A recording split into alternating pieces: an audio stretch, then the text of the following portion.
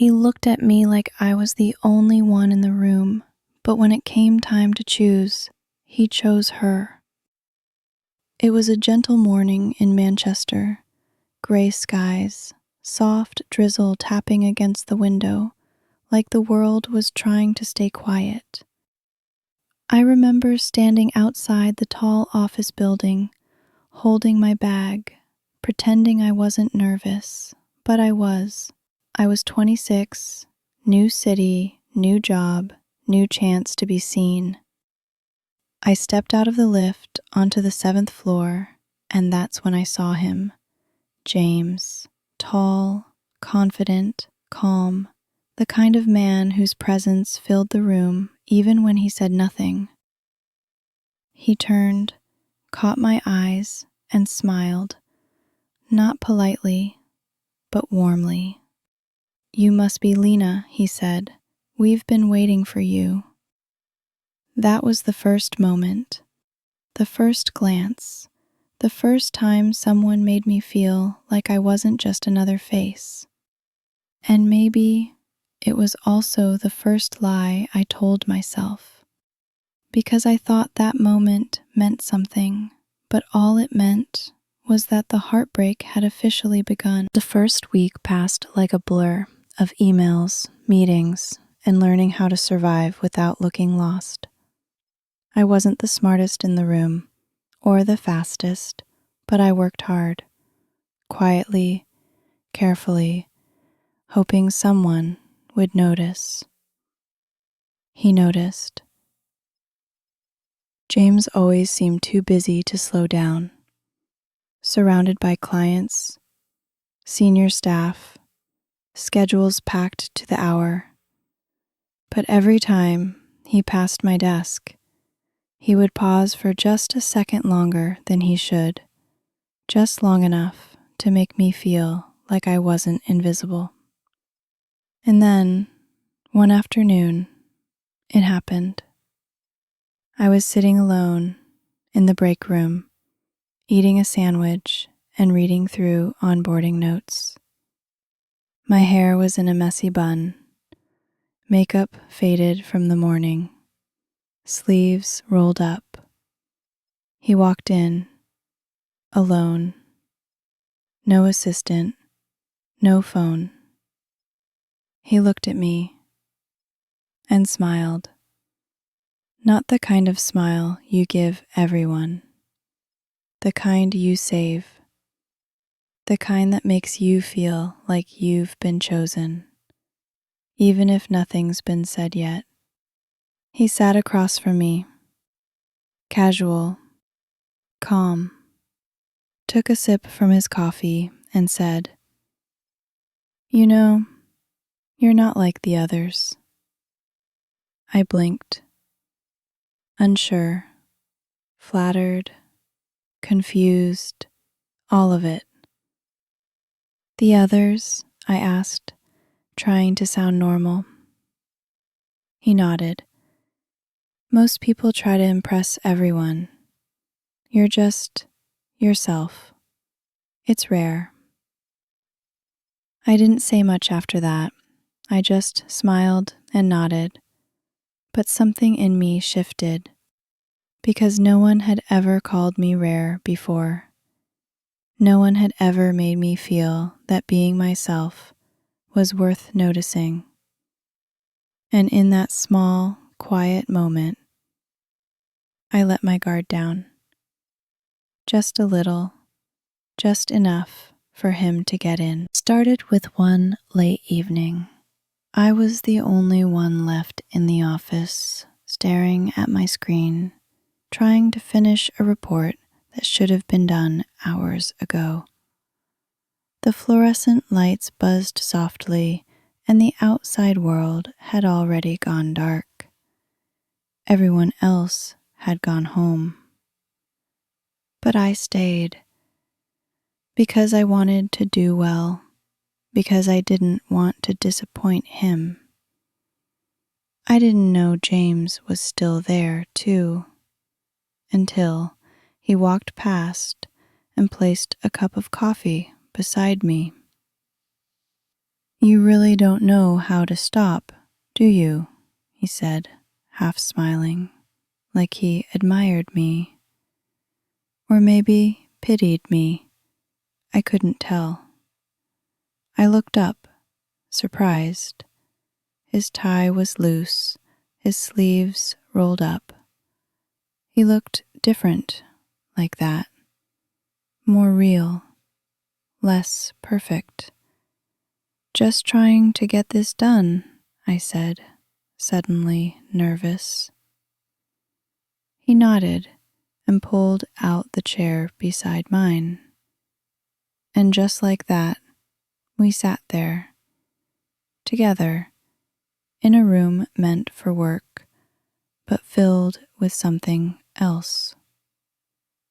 He didn't talk much at first, just watched me type. Then, after a long pause, he said, I notice how much you care. My fingers froze over the keyboard.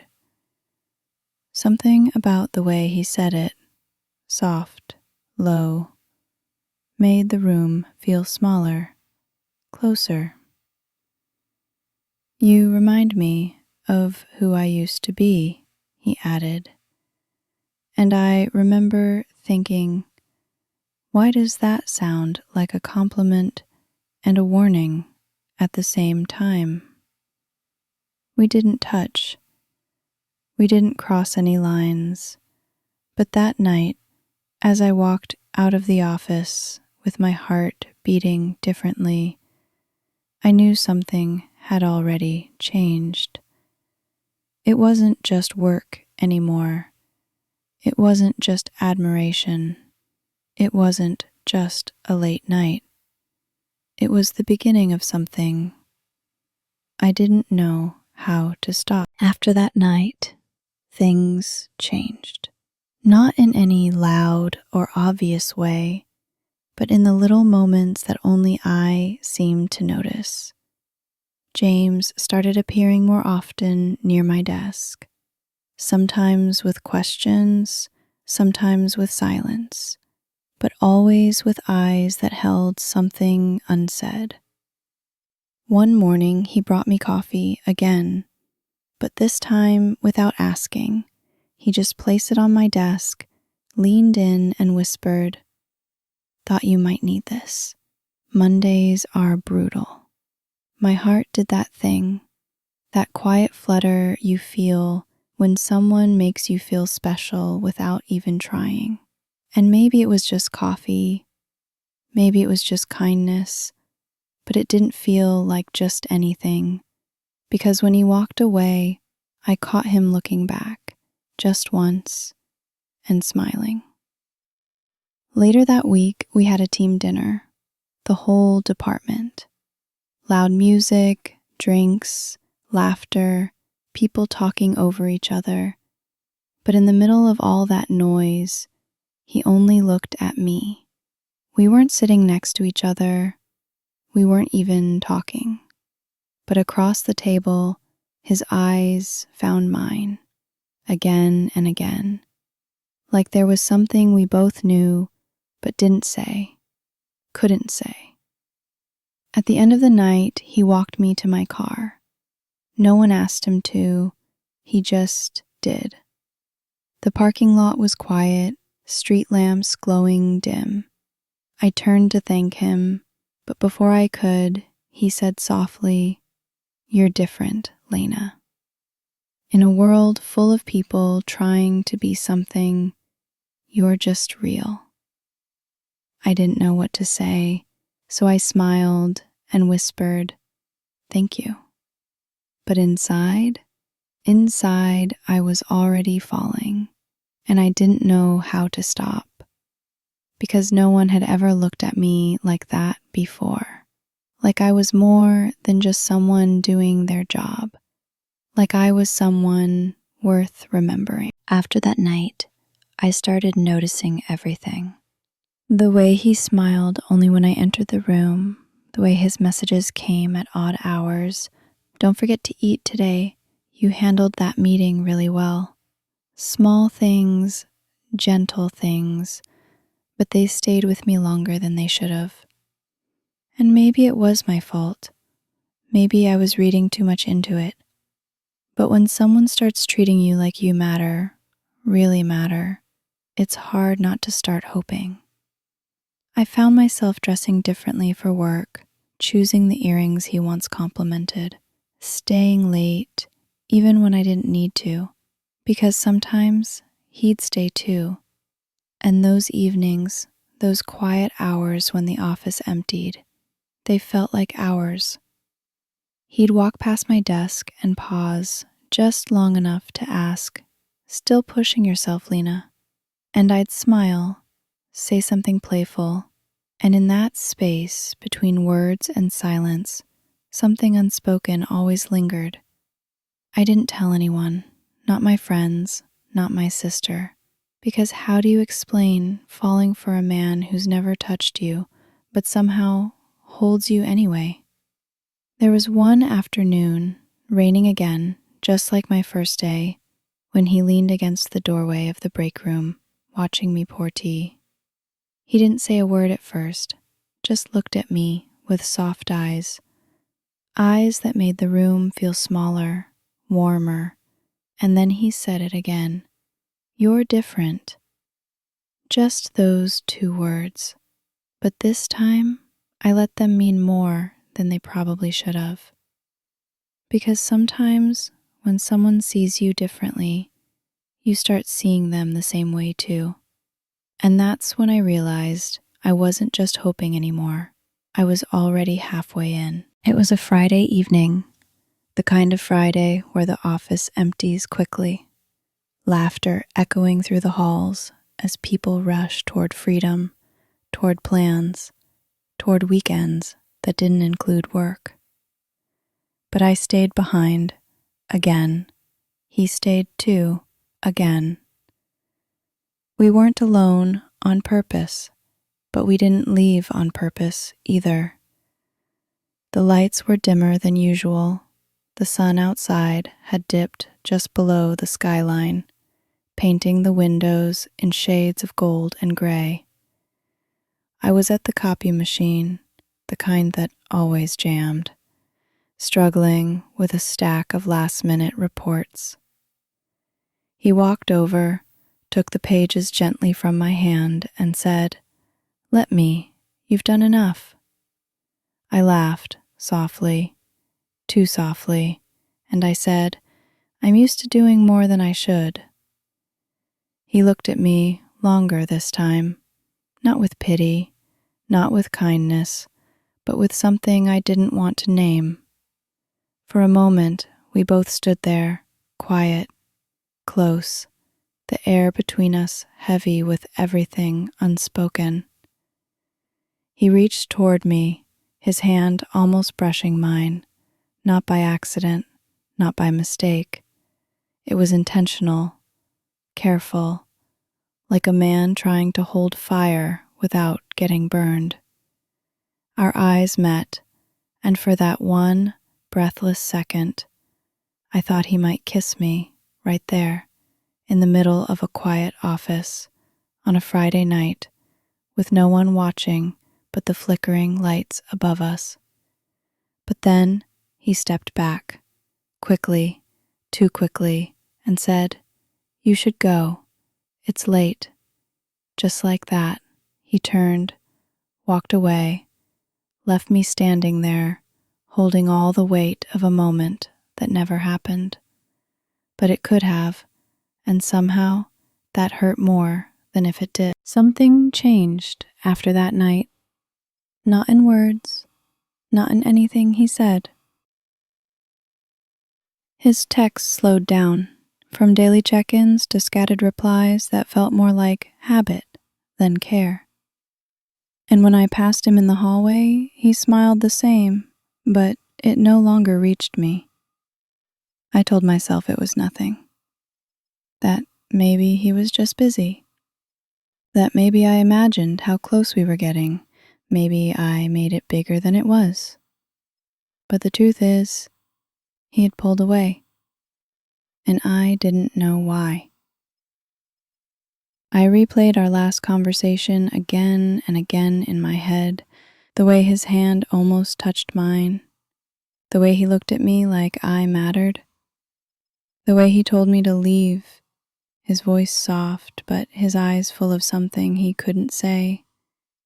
The silence that followed felt louder than anything we'd ever shared. One afternoon, I passed by the break room and saw him laughing with someone else, a woman from another department. He touched her arm when he spoke. He used to do that with me. I stood there, frozen for a moment too long, then walked away before he could notice. Maybe I was wrong, I thought. Maybe I was only different, until I wasn't. That night, I stayed late again, alone this time, staring at a half-finished spreadsheet, trying to work the ache out of my chest, but numbers couldn't fix it, and silence wouldn't explain it. All I knew was this. Something had started between us, and now it was quietly ending. And he didn't even have the courage to say why. It was a Wednesday, the kind of dull office day where everything feels too quiet and the clock seems stuck at 3:17 forever. I sat at my desk, typing without focus, my thoughts chasing every version of what went wrong. Across the room, people whispered in corners, laughed at things I couldn't hear, and I felt further from everything than I had since my first day, until I heard my name, faint, behind me just once. Lena? Isn't she the one James used to... No, I heard he's seeing someone outside work. The words weren't sharp, not cool, but they landed like glass in my chest. I didn't turn around, didn't ask, didn't let them see the sting behind my stillness. But inside, my heart started spinning, fast, out of rhythm, full of questions I didn't know how to ask. That night, I scrolled through his social media, not obsessively, just quietly, curiously. Nothing obvious, no tags, no photos, but the kind of silence that feels intentional. I stared at a photo he'd posted a few weeks ago, a landscape shot of a sunset captioned, "Some moments don't need words." Back then, I thought he meant us. Now, I wasn't so sure. I didn't sleep much that night. My mind kept replaying our moments, the compliments, the coffee, the conversations that felt like more. Was I wrong? Was it just me? Or was he just good at making people feel special until he didn't need to? Sometimes the worst kind of heartbreak is realizing you were never more than a pause in someone else's story. It was late. I had just climbed into bed, wrapped myself in silence, and stared at the ceiling like it might answer all the questions he never would. My phone buzzed. Just once. I almost ignored it, but something told me to look. It was a message from a coworker, nothing dramatic, just a screenshot, followed by 3 words. "Have you seen this?" I opened the image, and there it was, a photo posted only minutes ago. James, smiling, standing beside a woman I'd never seen before, in a perfectly tailored suit, his hand on her waist, her head resting against his chest. They looked close, familiar, happy, the kind of happy people don't fake. Below the photo was a flood of comments. "You two are perfect. She's stunning. Congratulations. Finally made it official, huh?" My chest tightened. My fingers went cold.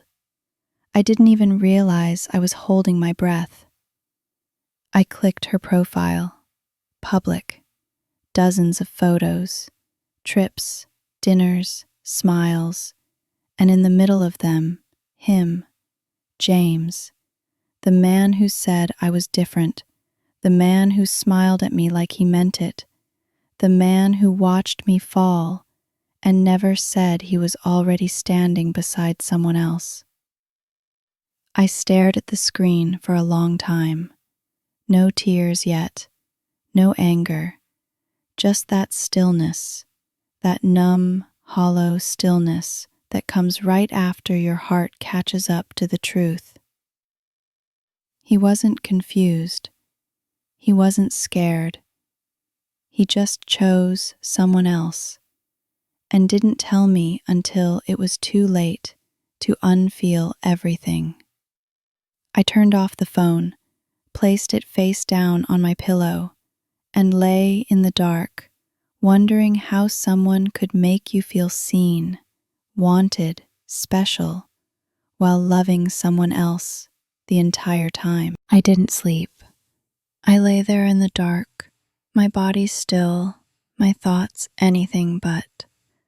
The image of them together, her in his arms, him smiling, like that smile used to be mine, played over and over, like a cruel lullaby I never asked to hear. At 2:14 a.m., I got up. No reason, just needed air, or space, or maybe to get away from my own skin.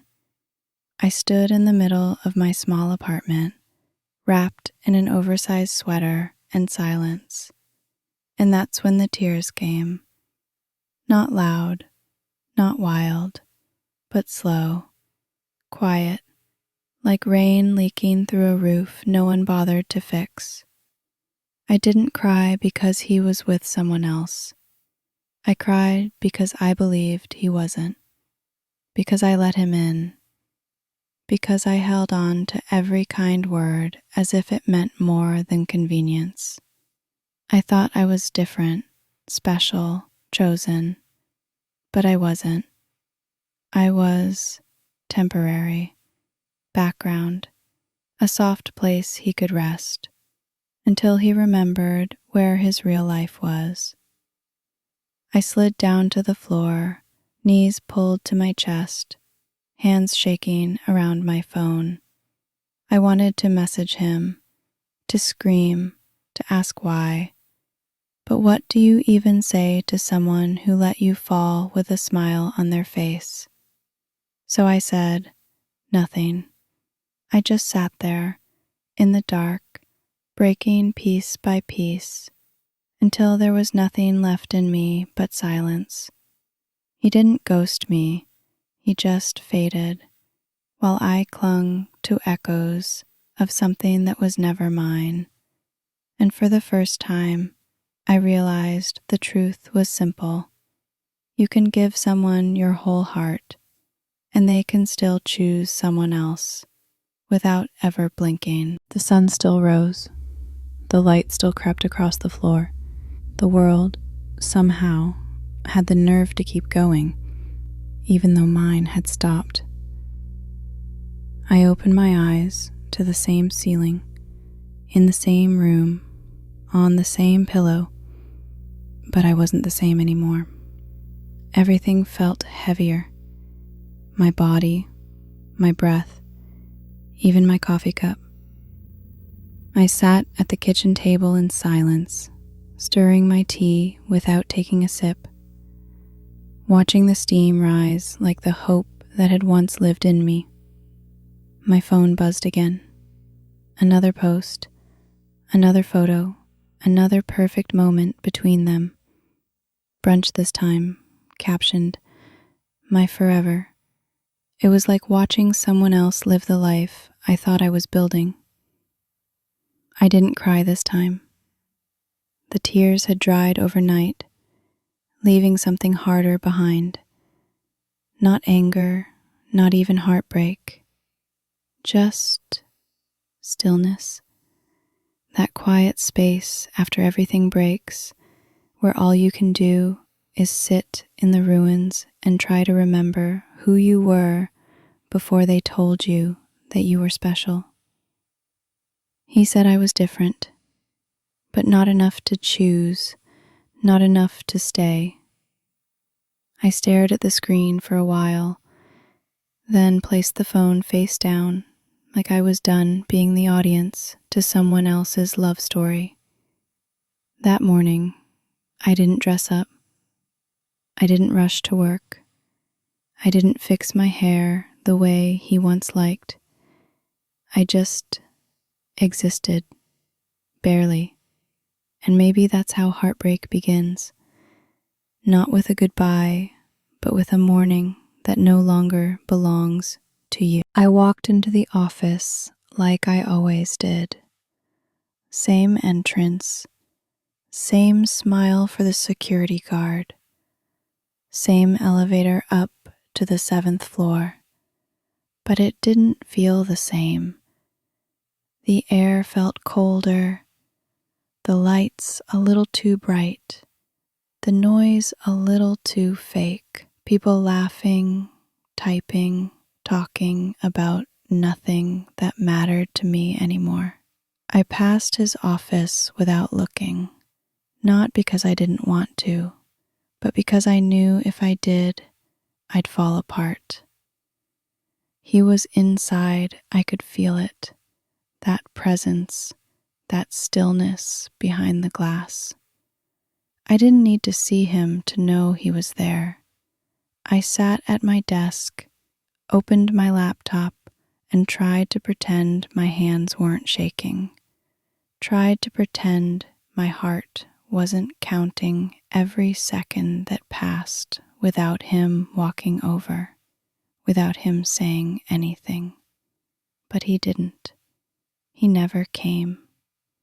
No text, no glance, not even a polite smile from across the room. It was like I'd been erased, like the moments we shared, the laughter, the late nights, the looks never existed. And maybe they never did, at least not to him. I saw him walk past once, hours later. He was on the phone, focused, calm, unbothered.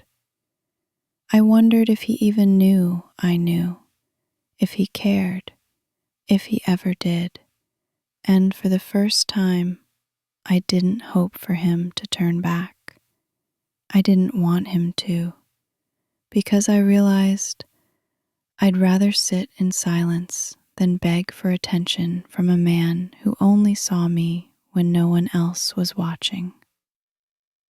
He made me feel like I was the only one, but I was never the one at all, and still I stayed there, typing reports, answering emails, smiling at coworkers, doing everything right, while quietly grieving something no one else could see. It was late afternoon, the kind of hour when the office starts to slow, when people get tired and guards come down. I was walking past the meeting rooms holding a file, just trying to breathe through another silent day. And then I heard his voice, James. He was in the small glass conference room talking to someone, a friend, a senior manager maybe. I wasn't trying to listen, but then I heard her name, Mia, the woman from the photo, the one in his arms, the one who wasn't me. My footsteps stopped, just for a second. I stood there, frozen, and I heard him laugh, softly, comfortably. Yeah, the engagement dinner was perfect. She looked beautiful. Honestly, I don't know how I got this lucky. He sounded happy, genuine, like a man who wasn't hiding anything. Because he wasn't. Just not from her. From me. I couldn't breathe for a moment, not because I was surprised, but because I wasn't. This was the truth I had already seen in 100 little signs. The phone silence, the distance, the shift in his eyes. But hearing it, hearing his voice speak love for someone else with words I once thought were meant for me, that hurt in a different way. I turned, walked away quickly, file clutched tightly to my chest, like I could hold the pieces of myself together if I just kept moving. No one saw me cry. I didn't give them the chance. I made it to the bathroom, locked the stall, and sat down on the closed lid like my legs couldn't carry the weight anymore. And I let myself feel it, every ounce of betrayal, every lie I told myself, every moment I replayed, hoping for a different truth. He had chosen her, not quietly, not shamefully, but proudly, publicly. And all the while he let me sit in my silence, believing I was something special, when I was just temporary comfort in the shadow of someone he truly loved. The next morning, I stood in front of the mirror with my work blouse buttoned wrong twice. I fixed it, slowly, but my hands were shaking the whole time. I had barely slept. My eyes felt dry, like the tears had run out, but left the weight behind. I got to the office like I always did, same entrance, same elevator, same smell of coffee and paper and everything that used to feel important. But something in me had changed. When I sat down at my desk, I didn't open my emails. I didn't respond to the pings. I just sat there, breathing, thinking, and I realized I couldn't do it anymore. I couldn't sit 10 feet away from a man who called someone else his forever. I couldn't pretend that this story hadn't bruised me from the inside out. I couldn't keep shrinking myself to fit into the cracks he left behind. So I opened a blank document, typed my resignation letter. It wasn't long, it wasn't dramatic, it was honest. Thank you for the opportunity. I've learned a lot, but it's time for me to grow somewhere new. I printed it, signed it, folded it neatly into an envelope, and for a moment, I just held it. My hands didn't tremble this time. They felt steady, because this wasn't weakness. This wasn't running. This was me finally choosing myself after being unchosen by someone who never truly saw me. He said I was different, but now I knew different isn't the same as worthy in his eyes. And I wasn't going to stay in a place where I had to beg to be seen. I placed the envelope on his desk. No note, no explanation, just my name on the outside, and a quiet ending on the inside. He wasn't there when I left it. And maybe that was a gift, because if he had looked at me, I might have forgotten how far I'd come from the girl who once waited for his glances to mean more. I didn't say goodbye to anyone. No dramatic exit, no tears, just a quiet breath and one last look around the office where I had once built dreams in a place that was never mine. The walls felt colder now, the lights too bright, the chair I'd sat in, the one I used to adjust carefully every morning, suddenly looked like it belonged to someone else. And it did. I walked to the elevator, pressed the button, waited. When the doors opened, I stepped inside and faced the back wall like I'd done 100 times before. But this time was different. Because for once I wasn't carrying hope. I wasn't holding my breath for his voice behind me. I wasn't wondering what could have been. I was simply leaving. And it didn't hurt like I thought it would, because pain fades when truth settles. He said I was different, but I deserved more than quiet compliments and secret moments. I deserved someone who would say my name out loud and mean it.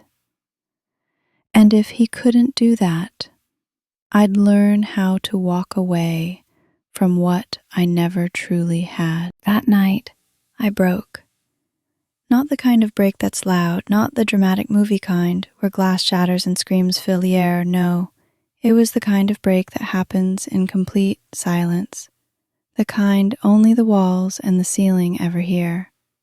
I sat on the floor of my bedroom, knees pulled to my chest, wrapped in a blanket I hadn't unfolded in months.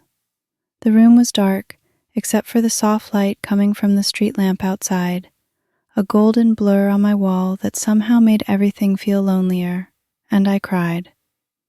For the first time, really cried. Not just tears, but grief. I cried for the version of me who thought his smile meant safety, for the girl who replayed every kind word like it was a promise, for every time I dressed up, hoping he'd notice me, for every silent moment that I mistook for depth, for every piece of myself I gave, without ever being asked. It all poured out, all of it. My sobs weren't loud, but they came from somewhere deep, somewhere I didn't know I was holding pain. He said I was different, but I was just easier to love in secret. I was never the choice, just the distraction. I pressed my hands over my mouth because the sound of my own heartbreak scared me. And when the tears slowed and the room felt too quiet again, I whispered the one truth I had avoided for too long. I deserved more. Not just more love, more clarity, more honesty, more peace. I stayed on the floor for a long time after that, not because I was waiting for someone to come save me, but because I was finally learning how to save myself. It had been 3 days since I left. 3 days of silence. 3 days without that office, without his voice, without the weight of pretending everything was fine. At first it felt strange, like waking up in someone else's life, quiet, uncertain, empty in all the places I had once filled with him. I didn't have to dress for anyone, didn't have to sit by a phone waiting for messages that would never come. I didn't have to walk by his office and wonder if he saw me and just didn't care. But the strangest part was this: for the first time in a long time, I could breathe. I spent the morning sitting by my window, a cup of tea in my hands, watching people walk by. Their own stories, their own heartbreaks, their own beginnings. And I thought, maybe this was mine. Not the ending, but the beginning. The version of me who doubted herself, who waited for someone to choose her, who whispered, maybe if I'm enough, he'll stay. She was fading. Not gone, not healed, but fading. He said I was different, and maybe I am, because I didn't stay small in a love that only saw me in shadows. I walked away, quietly, completely, without begging to be remembered. He'll never know this version of me, the one who knows her worth now, the one who still aches, but no longer waits. And that's okay, because I didn't lose him. I lost the illusion, and in return, I found something better, myself. The next morning, I sat at my desk with nothing but a blank sheet of paper and too many words in my chest. I didn't plan to write, I just needed somewhere to put the ache, so I picked up a pen, took a breath, and wrote his name at the top, and then I let it out. You made me feel seen, but only when no one else was looking. You told me I was different, and I believed you.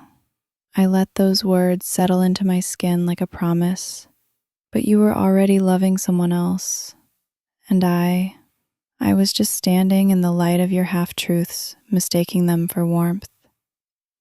The words came easier than I expected. Pain has a way of knowing exactly what to say when you finally stop holding it in. I told him about the little things, the coffee, the Friday nights, the way he looked at me like maybe I meant something. And I told him about the moment I saw the photo, the smile that wasn't mine, the life he had already chosen without ever saying a word. You didn't lie to me with your mouth, you lied with your silence. I didn't ask him why, I didn't beg for answers. I just wrote what I needed to hear myself say. I forgive you, but I will never forget what it felt like to be almost loved. When I finished, I folded the letter, sat with it in my hands, then I tore it in half, then again, and again, until it was nothing but scraps. Not because I was angry, but because I didn't need him to read it. I needed to write it for me. Sometimes closure isn't a conversation. It's choosing to stop telling your story to someone who never listened. The sun was warm that day, soft, gentle, the kind of warmth that didn't demand anything. It just existed. I hadn't stepped outside in days. Not really. Not without the weight of everything pressing down on my chest. But that morning, I put on my shoes, not to escape, but to breathe. I walked down my street slowly, as if my feet needed to learn what it felt like to move without looking back. People passed me, laughing, talking, living, and for the first time, I didn't feel bitter watching them, just quiet, because I wasn't angry anymore, just empty. And somehow, that was a start. I sat on a park bench beneath a tree, watching the leaves flicker in the breeze, and I thought, this is what healing looks like. Not loud, not beautiful, but present. Just me, breathing again.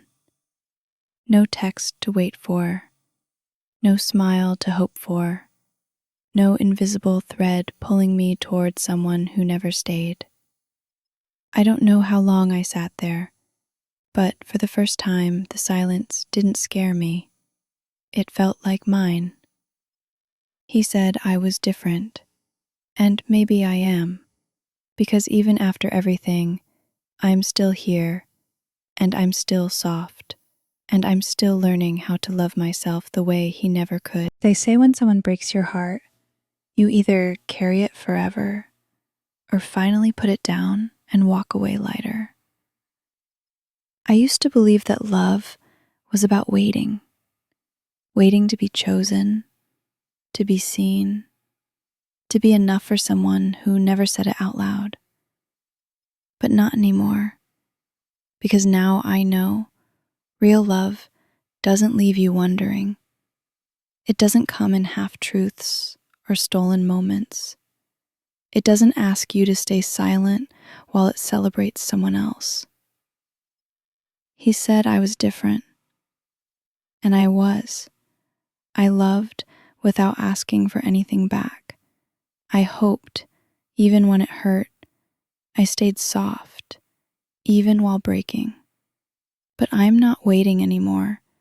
Not for his message, not for closure, not for the apology that will never come, because the only goodbye I needed was the one I whispered to myself when I decided to stop begging for love from someone who only gave it behind closed doors. Now, I'm learning to love the quiet again, to trust the stillness, to wake up without the ache. And maybe one day, someone will come along who sees me in full light, not in secret. But until then, I'm learning to be enough for the one person who stayed through it all. Me.